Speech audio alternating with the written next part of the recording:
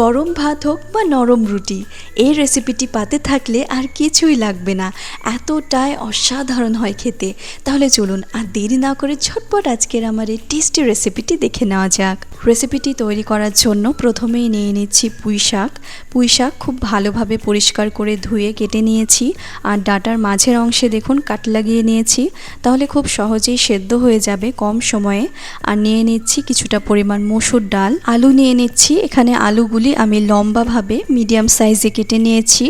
আর একটি টমেটো নিয়ে নিচ্ছি, এখানে টমেটোগুলিও আমি লম্বাভাবে কেটে নিয়েছি।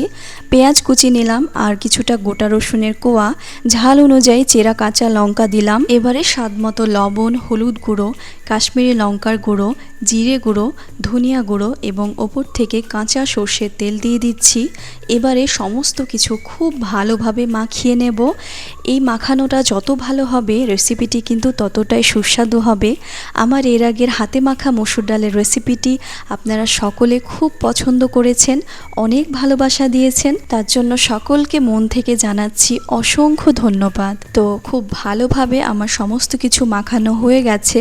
এখন সরাসরি চুলোয় বসিয়ে দিচ্ছি, পরিমাণ মতো জল দিয়ে দিচ্ছি সেদ্ধর জন্য। খুব ভালোভাবে একবার মিক্স করে নিচ্ছি। এবারে ঢাকা দিয়ে মিডিয়াম আঁচে 15 মিনিটের জন্য আমি সেদ্ধ করে নেব। এখানে 3টি সেদ্ধ ডিম নিয়েছি, ডিমের মাঝের অংশ থেকে কেটে দেখুন ডিমগুলি অর্ধেক করে নিলাম। এবারে এতে দিয়ে দিচ্ছি সামান্য একটু লবণ, হলুদ গুঁড়ো দিয়ে দিচ্ছি, আর সুন্দর একটি কালারের জন্য দিয়ে দিচ্ছি কাশ্মীরি লঙ্কার গুঁড়ো। এবারে সমস্ত কিছু ডিমের সাথে খুব ভালোভাবে মাখিয়ে নিচ্ছি।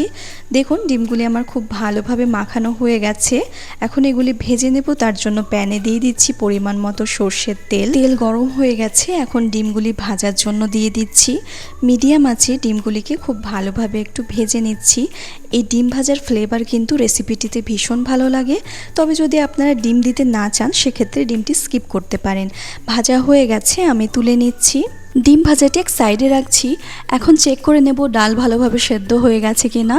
তো ডাল, পুঁই শাকের ডাঁটা সমস্ত কিছু খুব ভালোভাবে সেদ্ধ হয়ে গেছে। আমি চামচের সাহায্যে একটু ঘেটে নিলাম। এবারে ডালে ফোড়ন দেব, তার জন্য ওই ডিম ভাজার তেলে দিয়ে দিচ্ছি একটু 5 ফোড়ন এবং আদা, রসুন, কাঁচা লঙ্কা কুচি, 2টি শুকনো লঙ্কা দিচ্ছি এবং পেঁয়াজ কুচি দিয়ে দিচ্ছি।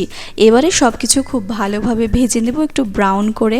এইভাবে সমস্ত কিছু একটু ব্রাউন করে ভেজে নিলে যে সুন্দর একটি সুঘ্রাণ আসে, রেসিপিটিতে কিন্তু ভীষণই ভালো লাগে। তো দেখুন একটু ব্রাউন করে সমস্ত কিছু ভেজে নিয়েছি। এখন সরাসরি ওই সেদ্ধ ডালের মধ্যে আমি দিয়ে দিচ্ছি। দিয়ে দেওয়ার পরে খুব ভালোভাবে মিক্স করে নেব। আমি রেসিপিটি একটু ঘনভাবে বানাচ্ছি, তার জন্য আর জলের ব্যবহার করছি না, ঠিক এইরকম ঘনত্বেরই থাকবে।